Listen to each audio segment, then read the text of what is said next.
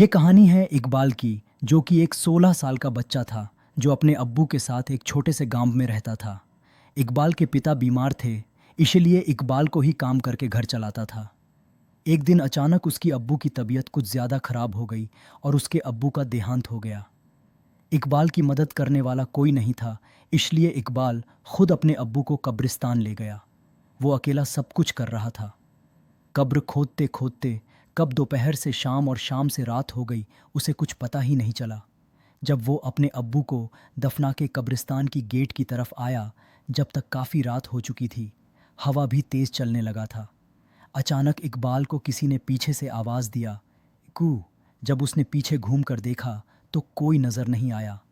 सिर्फ इकबाल के अब्बू उसे ईकू कह के बुलाते थे, इसलिए इकबाल ने सोचा शायद उसके अब्बू उसे पुकार रहे हैं। पर जब इकबाल ने ज़ोर ज़ोर से अब्बू अब्बू कहकर पुकारा, फिर भी कोई जवाब नहीं आया। तब वो डर गया और जल्दी जल्दी गेट की ओर आने लगा। लेकिन जैसे ही इकबाल गेट के नज़दीक पहुंचा, अचानक गेट बंद हो गया। वो एकदम से घबरा गया।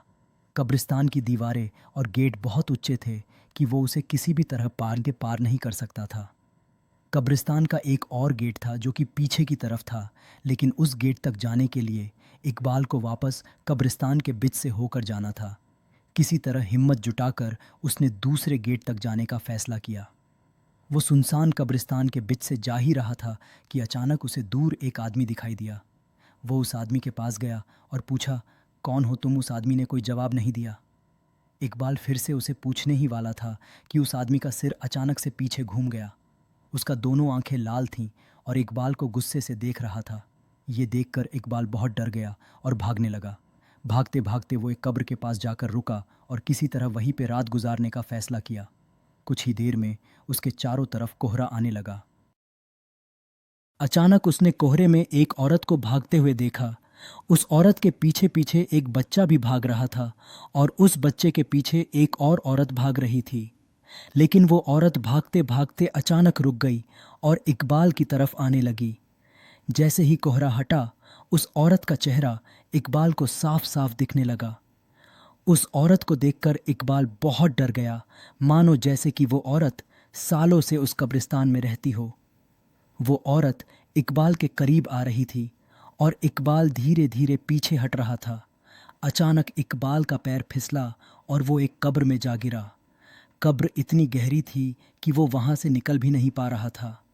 उसे लगा कि कोई उसे ज़मीन के अंदर खींच रहा है। जब वो पीछे घुमा तो देखा कि वही औरत उसे खींच रही है। उसका आधा शरीर ज़मीन के अंदर जा चुका था कि अचानक उसे लगा कोई उसका हाथ पकड़ के ऊपर खींच रहा है। सीधा कब्रिस्तान के बाहर भागते हुए चला गया। उसे समझ आ गया था कि उसे ऊपर खींचने वाला उसके अब्बू ही थे।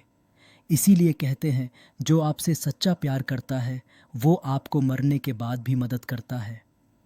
हमें आशा है कि आपको हमारी कब्रिस्तान की भूतिया कहानी पसंद आई होगी। इसी तरह के नए नए हॉरर स्टोरीज सुनने के लिए हमारा चैनल से जुड़े रहे।